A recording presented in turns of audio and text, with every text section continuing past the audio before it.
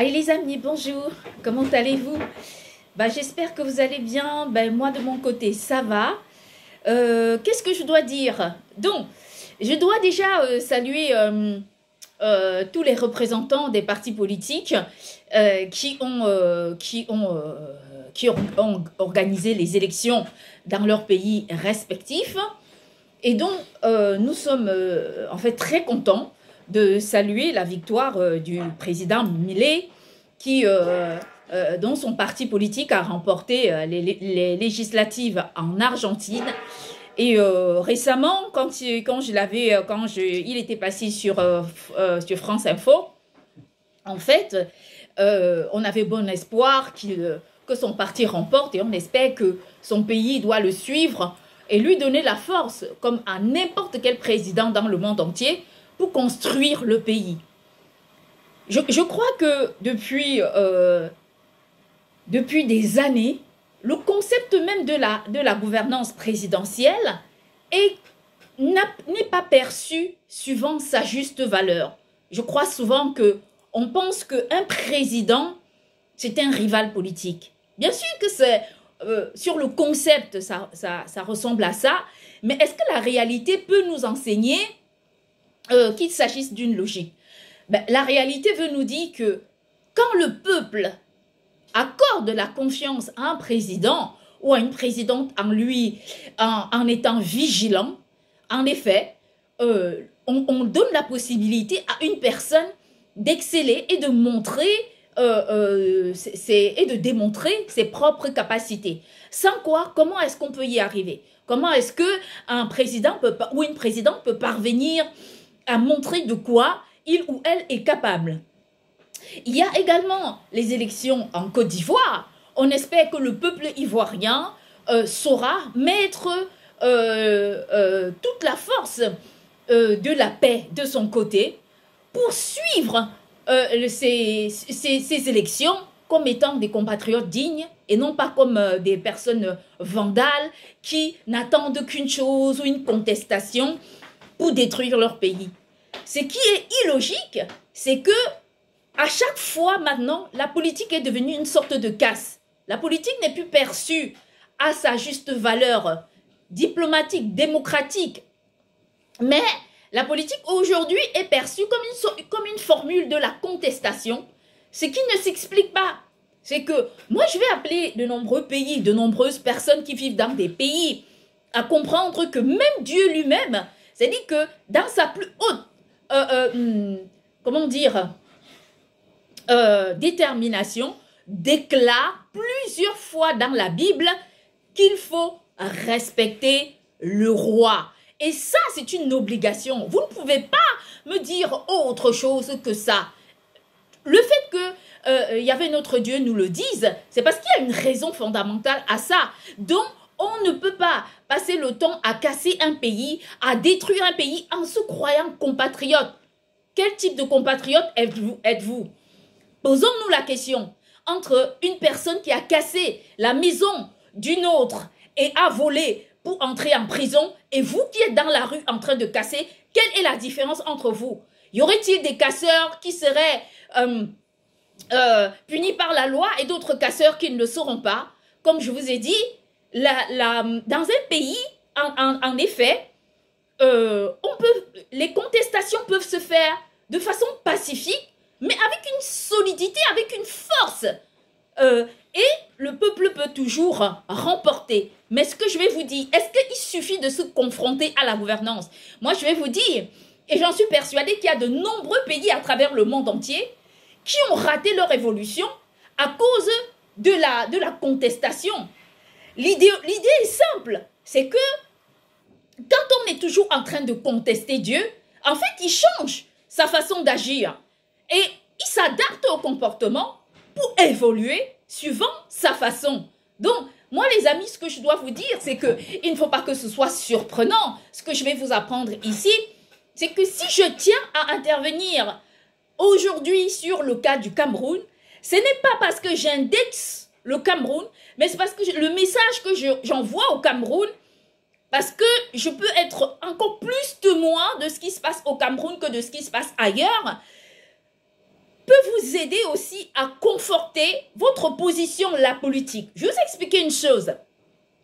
Casser ne veut rien dire. Je vais vous rappeler ceci. Que vous soyez de n'importe quel continent, que ce soit l'Afrique, l'Amérique, l'Asie, l'Europe ou l'Océanie, qu'importe le pays dans lequel vous vous trouvez, l'argent qui est utilisé pour construire ce pays, c'est votre argent. C'est l'argent de vos peuples. C'est l'argent de vos compatriotes. À partir du moment où vous cassez, vous devriez encore payer pour reconstruire, alors que vous pouvez tout simplement préserver ce que vous-même vous faites et organiser de façon plus solidaire vos pays. Il ne sert à rien de casser, il ne sert à rien de contester comme étant des voyous, comme des vandales. Et ça ne sert à rien du tout.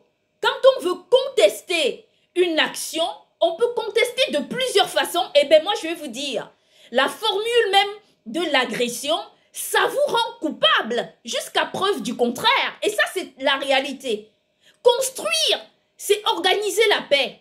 C'est défendre la paix, quoi qu'il en coûte, quoi qu'il en soit. Parce que je sais et je reconnais que dans la paix, on peut tout gagner. On peut tout avoir. Il n'y a que la paix qui construit. Et c'est pour cette raison que aujourd'hui, je vais dire au président Paul Biya, qui vient d'être réélu à la tête du Cameroun, que la recherche de la paix qu'il a toujours organisée au Cameroun est une des raisons fondamentales pour laquelle, aujourd'hui, malgré sa longévité au pouvoir, que les Camerounais se tournent encore vers lui pour lui faire confiance. Je pense très certainement que lorsque nous lui adressons nos souhaits pour mener à bien le Cameroun vers son progrès, peut-être que vers une époque révolutionnaire qui peut organiser le futur mandat présidentiel du Cameroun vers un regard beaucoup plus combatif et beaucoup plus serein, surtout pour le peuple camerounais, par le peuple camerounais, parce qu'il y a une raison fondamentale à ça, c'est que le président Paul Biya doit reconnaître, et vraiment avec beaucoup d'humilité et beaucoup de vérité, qu'il y a de nombreux problèmes au Cameroun, comme des problèmes infrastructurels, comme des problèmes de stabilité sociale, comme énormément de problèmes. Et est-ce que pour autant, il ne fait pas ce qu'il peut pour le Cameroun? Bien sûr qu'il a toujours fait ce qu'il pouvait pour le Cameroun. Les Camerounais, le peuple camerounais, majoritairement, d'après les élections, ont positionné le président Paul Biya à la tête du Cameroun. Personne ne peut dire non. Parce que, compte tenu de la situation, des procédures archaïques des votes au Cameroun, il est juste aujourd'hui, c'est discutable. Aujourd'hui, ces résultats, en même temps, nous ne pouvons que nous pencher du côté de la haute juridiction du Cameroun, soit le Conseil constitutionnel du Cameroun. Le Conseil constitutionnel du Cameroun, ça veut dire que les pairs du Cameroun ont décidé, de par le dépouillement qu'ils ont eu, de nommer le président Paul Biya à la tête du Cameroun. Vous savez, je vais vous dire une chose, et surtout j'appelle le peuple camerounais à la paix et à organiser ce futur mandat sur le symbole même de la paix. Je vais vous dire pourquoi. Parce que si le peuple camerounais ne peut pas comprendre que ce qui appartient au Cameroun leur appartient, c'est qu'ils ne peuvent pas reconnaître combien il est important de préserver le Cameroun. La gouvernance n'est pas simplement le pouvoir en place. Le peuple, c'est le gouvernant par excellence, parce que sans le peuple, le président n'existe pas. Qui peut être président sans un peuple? Il faut avoir un peuple pour être président. D'ailleurs, quand on dit le président du peuple, imaginez un pays sans président. Imaginez une île sur laquelle, autant pour moi, il n'y a pas il n'y a aucune population. Vous avez beau être ce que vous êtes, mais vous serez président de quoi? Des herbes, des arbres, je sais pas, des eaux, de la forêt, d'un bois, du sable. Vous voyez ce que je veux dire? C'est que quand on est président, c'est parce qu'on a un peuple. Et parce que le peuple nous élève, il faut aussi élever le peuple. Il faut travailler pour son peuple. Il faut donner le meilleur de soi pour son peuple. Il faut voir son peuple comme des enfants et les bichonner et les chouchouter pour que le peuple puisse favoriser la force même du gouvernement et porter le projet gouvernemental vers son succès. Et moi, je sais que ce qui me conforte, moi, sur ces élections, c'est que je connais un peu la trajectoire où mène le Cameroun aujourd'hui. On va nous dire souvent que la routine est un problème. Le problème, c'est, en fait, ce que je vais dire, c'est qu'on a connu le président Paul Biya, son combat pour le Cameroun, le travail qu'il a fait. Tout récemment, je vous dévoilais les revers qui ne pouvaient pas aider le président Paul Biya à avancer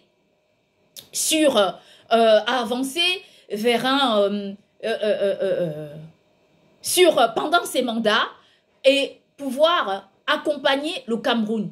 Quoi qu'il en soit, je vais vous dire les choses de façon très sincère. Ces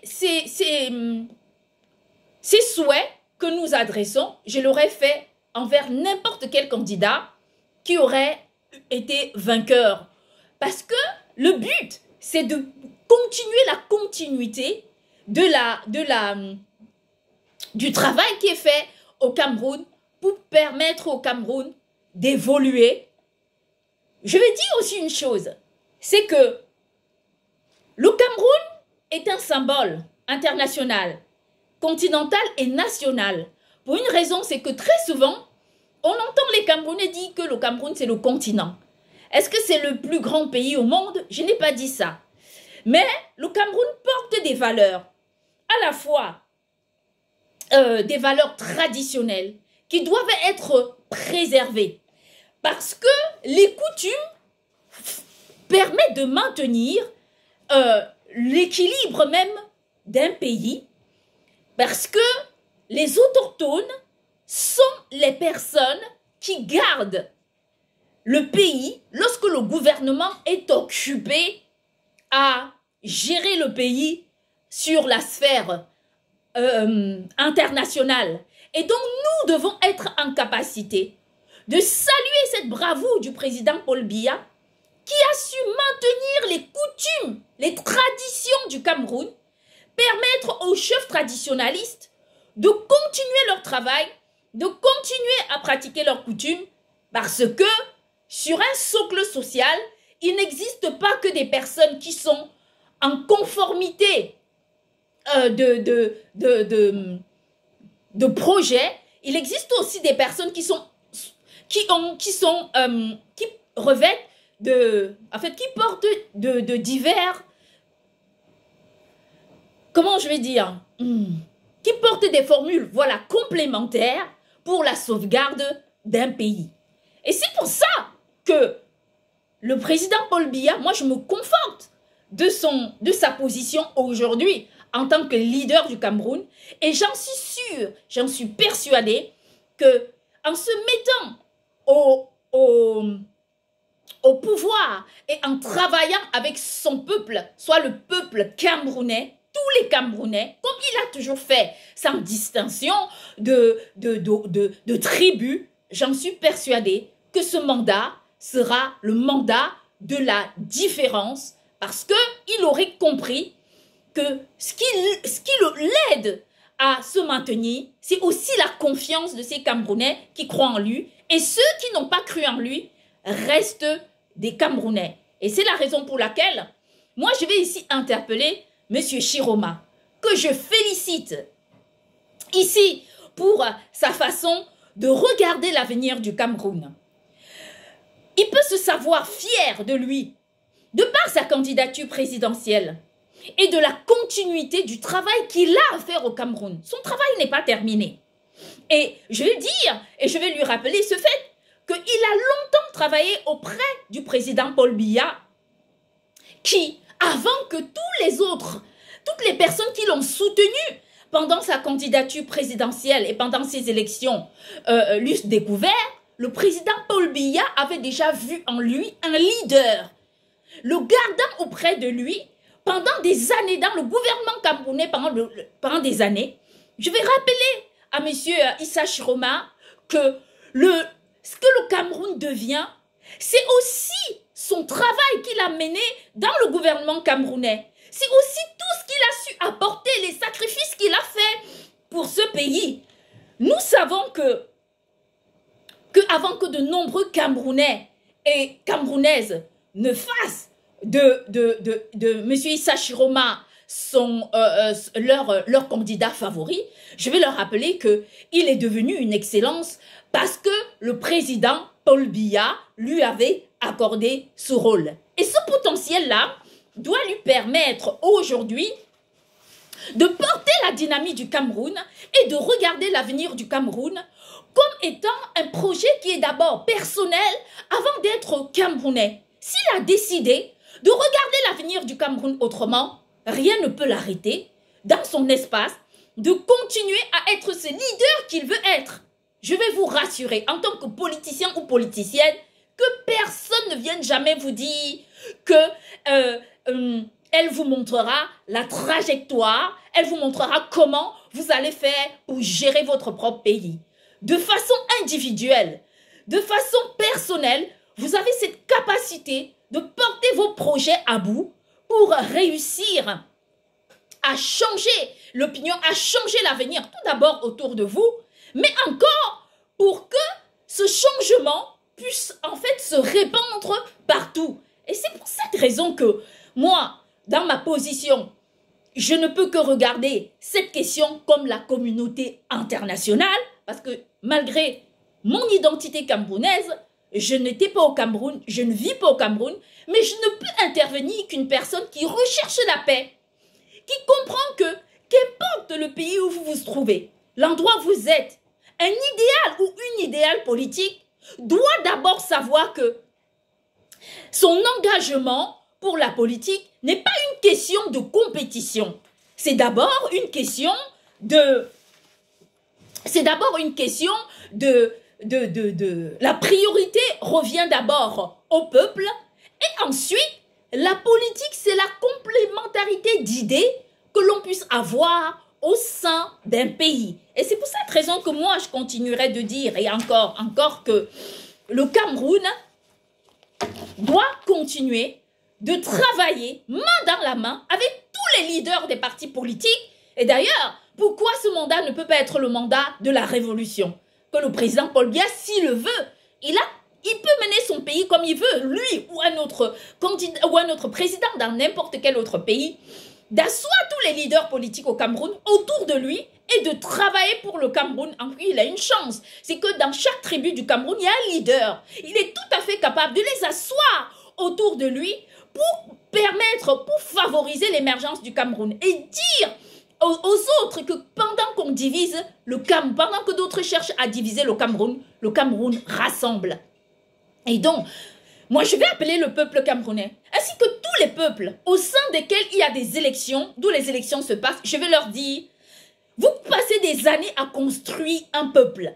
Vous n'allez pas passer quelques semaines à le détruire. Ça n'a aucun sens. Nous avons vu sur la plupart des plateaux humains aujourd'hui où il y a des destructions partout, où la politique n'est plus devenue une source de la grandeur, mais la politique de nos jours est devenue une formule de la division, de la ségrégation, en fait des censures.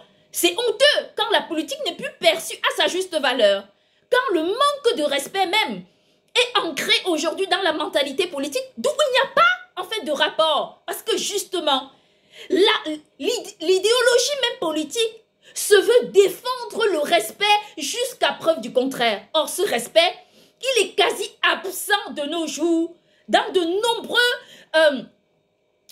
partis politiques qui aujourd'hui se mettent au scandale, qui aujourd'hui se jettent comme ça vers une sorte de formule qui est complètement dégradante. Et donc, c'est pour cette raison que je vais encore insister, et je n'insisterai jamais suffisamment, pour expliquer que la politique en soi n'a rien à voir avec la rébellion. Les rebelles, ce sont des personnes qui ne revêtent pas une idéologie de sens. Une politique, une véritable politique, c'est une discussion pour trouver des solutions équitables pour le peuple. Parce qu'en tant que leader politique, on n'a pas à créer une sorte de machinisme, de l'exhibitionnisme au sein même de l'idéologie politique. Rappelons-le, que la politique, entre la caste et la politique, il n'y a de sens. L'idéologie politique vient de quoi? De la conception que l'on a vis-à-vis d'un projet pour un peuple. Mais qu'est-ce qu'on renvoie à un peuple lorsqu'on passe le temps à assister à une sorte de propagande de l'exhibition au sein même des partis politiques? On entend des exagérations partout, on entend des contestations qui ne tiennent pas la route. Du moins que lorsqu'on conteste avec une idée beaucoup plus soutenue, avec des preuves à l'appui, à partir de là, qui peut dire non? Mais lorsqu'on conteste pour contester, qu'est-ce qui peut accompagner le caractère même de cette contestation? Rien du tout. On ne peut qu'assister à une sorte d'exhibition qui ne s'explique pas, qui ne peut pas raconter une réalité entre la politique de nos pères et de nos mères à travers le monde entier. C'est-à-dire que ce sont les personnes qui nous avaient appris que être politicien, c'était une image que n'importe qui peut aujourd'hui arborer. D'ailleurs, la politique, c'est quoi? C'est que très souvent, on nous a fait comprendre que être politicien, c'était un code. Le code était d'abord d'être très bien vêtu. Le code était celui de tenir un langage soutenu. Et le code, c'était celui de porter une idéologie politique et de défendre des projets. De nos jours, même si cette vision de la politique vient accompagner l'idéologie politique que nous rencontrons aujourd'hui, nous pouvons savoir tout simplement que cette idéologie est biaisée. Cette idéologie aujourd'hui rencontre des contestations dont nous ne comprenons pas. Il y a une sorte d'amalgame qui se trame dans le milieu politique. Je vais vous expliquer une chose que vous allez comprendre. Il existe des moments où, en politique, il faut savoir se maintenir. Non pas pour soi, parce que c'est une faiblesse, mais pour le peuple. Personne ne conteste le fait de revendiquer un fait. Mais la revendication, la casse et les affrontements n'ont rien à voir. Il existe plusieurs formules de contestation, mais qui sont accompagnées par la grandeur humaine et non pas par cette propagande de la contestation qu'on voit un peu partout sur la scène internationale. Et donc, pour moi, c'est pourquoi, quand je porte ma voix aujourd'hui, notre voix aujourd'hui, pour parler du Cameroun, pour interpeller le Cameroun à se solidifier, à être fort, à ne pas laisser des étrangers entrer au milieu des Camerounais pour les détruire, mais de maintenir cette force au Cameroun pour aider le Cameroun à se construire et à aller de l'avant. Et j'appelle également n'importe quel pays. Je vais interpeller tous les peuples dans le monde à leur dire, ne soyez jamais dupes. Parce que vous passez des années à payer, à contribuer pour votre pays. Vous passez des années à contester, à manquer de l'argent dans vos comptes bancaires, à avoir des prélèvements sociaux sur vos bulletins de salaire. Il y a une raison à ça. C'est que de votre manière, vous contribuez à construire votre pays. Alors si une personne venait à vous dire de casser, croyez-moi, vous serez dans l'erreur la plus absolue. Parce que votre rôle, c'est celui de construire votre pays, de continuer à le fortifier. À chaque fois que vous cassez, vous allez le reconstruire et avec votre propre argent. Rappelons-le que les personnes qui vous prennent à témoin pour contester vos gouvernements, en cassant vos pays, sont des personnes qui sont non seulement contre vous, mais contre vos gouvernements. Parce que je vous explique, ce que vous cassez pendant les contestations, c'est ce que vous avez payé pour construire. Ne dites jamais, ben oui, mais on paiera encore. Mais cet argent, à répétition, qu'on utilise toujours pour réparer les casses, pour construire les casses que vous faites, il faut le savoir que ça crée une régression, mais une grave régression par rapport au progrès que vous pouvez accorder à vos propres pays. Et donc, moi je vous invite fermement à être vigilant, à reconnaître que qu'il existe désormais des personnes qui se faufilent comme ça un peu partout pour détruire la stabilité des peuples. Et c'est pour ça qu'il ne faut pas faiblir. C'est pour cette raison qu'il ne faut jamais se dire que vous avez raison de casser vos pays.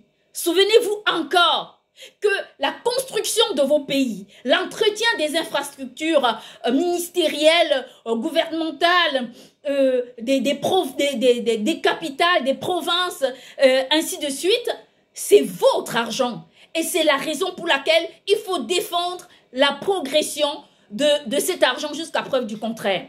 Ne croyez quand je vous dis qu'un pays, c'est comme un investissement que vous faites, la contribution que vous apportez pour aider un pays, c'est comme un investissement que vous faites tous les mois. Bien sûr que vous faites cet investissement par la participation. Et cet argent que vous donnez, il existe des personnes qui payent des centaines de milliers d'euros par an pour contribuer à la fortification de leur pays. Mais imaginez que à cause d'une contestation, au lieu de contester de façon juste, il existe plusieurs formules pour parvenir à une contestation. Il y a des recours juridiques, il y a énormément de formules pour contester sans casser. Imaginez que vous cassez continuellement des milliers, que vous cassez votre pays des milliers de fois, vous reconstruirez des milliers de fois avec le même argent et vous n'évoluerez pas. Vous voyez ce que je veux dire? C'est-à-dire que c'est honteux de pouvoir accepter de détruire un pays dans le simple but de contester. Il n'y a aucune raison à ça. Et je vous appelle à être ferme, à vous tenir aux côtés des dirigeants et des dirigeantes qui appellent à la paix. Jusqu'à preuve du contraire, qu'un dirigeant ne vienne jamais vous dire « allons casser ». Qu'un idéal ou une idéale politique ne vous dise « allez à la rue casser ». Dans ce cas, cet idéal politique ne vous aime pas. Pour qu'on vous aime, il faut être capable de porter votre voix vers la construction. Chaque idéal politique doit sauvegarder votre argent, doit sauvegarder votre investissement dans n'importe quel pays où vous vous trouvez. Parce que c'est facile qu'une personne, parce que vous lui avez donné une voix, parce que vous lui avez donné une force, puisse vous dire que vous allez casser votre pays alors que c'est vous qui cotisez, alors que c'est vous qui permettez à ce que ce pays soit fort, alors que c'est vous qui donnez de votre temps pour maintenir le flot financier dans ce pays. Moi, mes amis, je vais vous dire une chose, et sincèrement, je vous le dis en tant que compatriote du monde, je n'ai jamais trouvé l'intérêt de casser. Parce que tout ce qui se fait dans ce monde se construit par l'intelligence qui en soi, montrez-moi où l'intelligence porte une arme. Montrez-moi d'où l'intelligence porte une pierre pour casser une vitrine. Montrez-moi d'où la sagesse ou l'intelligence peut organiser des casses. Je vous rassure, contester n'a rien à voir avec le fait de casser un pays. Et si on prend le cas du Cameroun, moi je vais dire aux Camerounais aujourd'hui, regardez un peu ce qui se passe, regardez un peu ce qui s'est passé dans plusieurs autres pays. Les personnes sont souvent passées à travers les élections présidentielles ou des élections quelconques pour organiser les casses dans les pays. Alors ne soyez pas responsables de la casse de votre propre pays. Soyez plus élevé que ça. Soyez plus concret vis-à-vis de la vision que vous-même, vous pouvez apporter à votre pays. Moi, je vais vous expliquer une chose. Et concrètement, je ne peux manquer de vous interpeller comme ça. C'est-à-dire que c'est à vous seul de savoir comment vous allez vous maintenir pour accompagner le président Paul Biya dans ses fonctions. Qu'importe un président qui est au pouvoir, n'importe lequel, a pour but de maintenir la construction de son pays. Ça, c'est le rôle d'un président. Un président, c'est comme un père ou une mère. Son rôle, c'est celui de maintenir son pays vers le progrès. Vous avez vu comment le président Paul Biya a réagi? Comment il a réagi vis-à-vis de ses propres intérêts? Il ne s'est pas dit, le Cameroun, la constitution du Cameroun me laisse sans effet, alors je vais faire ce que je veux. Le président, et ça, je ne vais pas commenter parce que vous êtes au courant comme moi de la question que j'évoque ici. Donc, je vais vous appeler à la paix. Pourquoi j'insiste? Je vous rassure, les amis, si vous étiez mes compatriotes du monde, je vais vous dire une chose. Si vous portez le regard que j'ai sur le monde entier, la vision que j'ai sur le monde, vous allez comprendre mes craintes. J'ai vu comment déclencher une guerre était facile. J'ai vu comment détruire était facile. J'ai vu comment le laxisme qu'il y a pour organiser toute la décimation d'un socle social.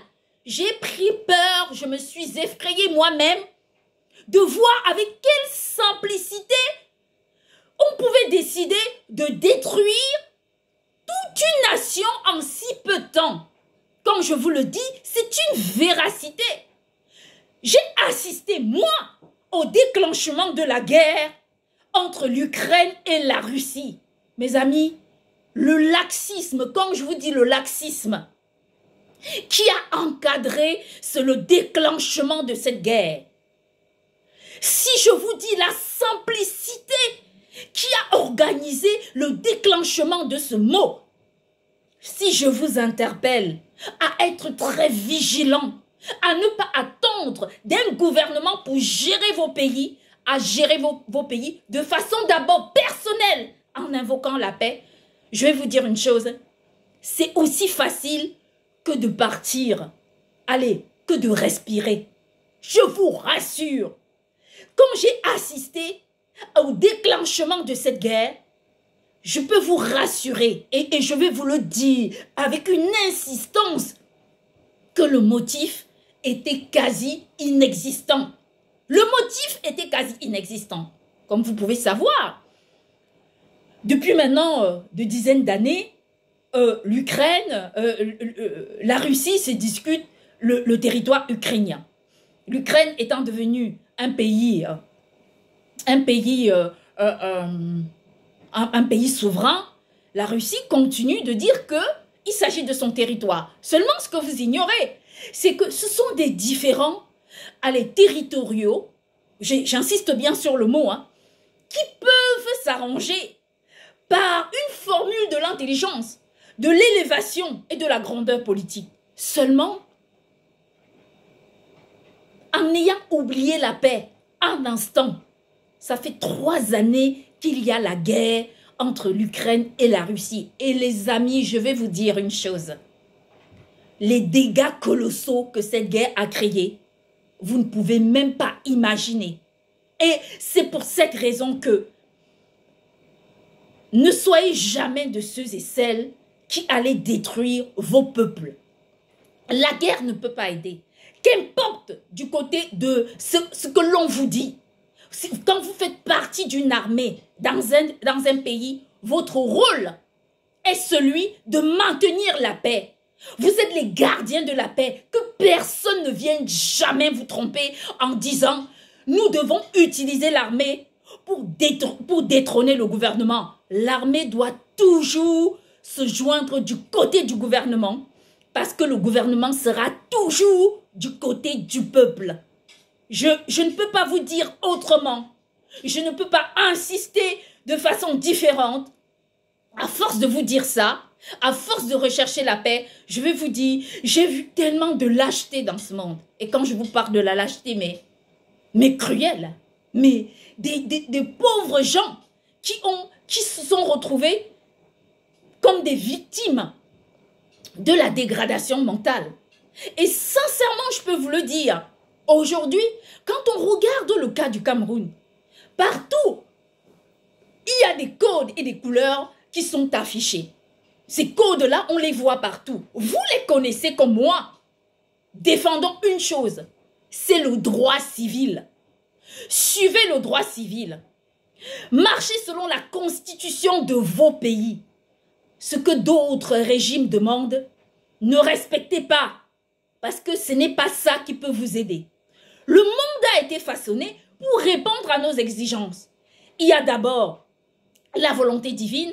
Ensuite, il y a les constitutions qui gèrent, qui organisent des droits et des devoirs chaque jour pour des peuples à travers le monde entier.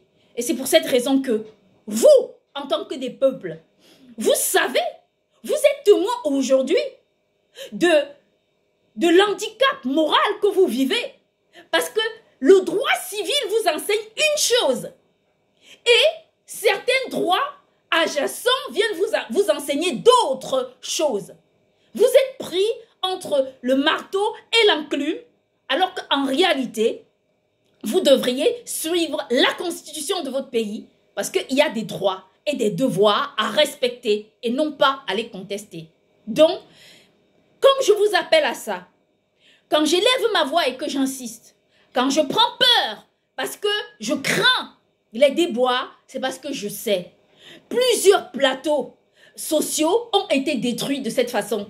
Et si le président Paul Biya n'apporte pas la paix, si le président Paul Biya ne regarde pas le président, Monsieur Issa Chiroma, qui s'était porté à la présidence du Cameroun comme candidat, s'il ne le regarde pas avec beaucoup de respect, comme il lui a toujours apporté, quand il a travaillé auprès de lui, on ne parle pas des années, on parle de dizaines d'années, alors le Cameroun pourra rencontrer le sort du Soudan. Mais regardons un peu ce qui se passe au Soudan aujourd'hui. C'est la haine, c'est l'horreur, c'est la détresse d'un peuple qui déjà, la situation du Darfour est une honte sur la scène internationale, mais encore, la question même de la guerre du Soudan aujourd'hui prouve à quel point ce monde a besoin de se métamorphoser pour organiser une autre vision du monde. Sans quoi, je ne sais pas comment est-ce que nous pouvons projeter l'avenir de ce pays. Nous avons tant travaillé, nous avons tant apporté à ce monde. Nous sommes parvenus à mettre en place des procédures, des livres de vie pour construire l'avenir du monde. Il y avait notre Dieu à porter ma voix pour m'aider à construire le monde entier, pour intervenir dans vos pays. Et c'est la raison pour laquelle ces livres de vie doivent être utilisés pour sauvegarder la paix dans le monde entier. Ceux qui divisent sont des personnes qui n'aiment pas Dieu, qui sont les ennemis de Dieu. Parce que je vais vous expliquer une chose. Tout à l'heure, je vous parlais du président Millet. Quand récemment, je l'ai vu passer à la télévision sur France Info, en effet, j'ai eu mon opinion, mon avis. Dieu ne divise pas. Il n'a jamais divisé. Les gens qui divisent sont des personnes qui n'aiment pas Dieu, qui n'aiment pas les peuples. Il y a des gens qui se disent « Oh, je suis un père pour tel et pour tel autre. » Mais quand on est un véritable père, on pense au devoir et au bien de tous ses enfants. Je vous embrasse.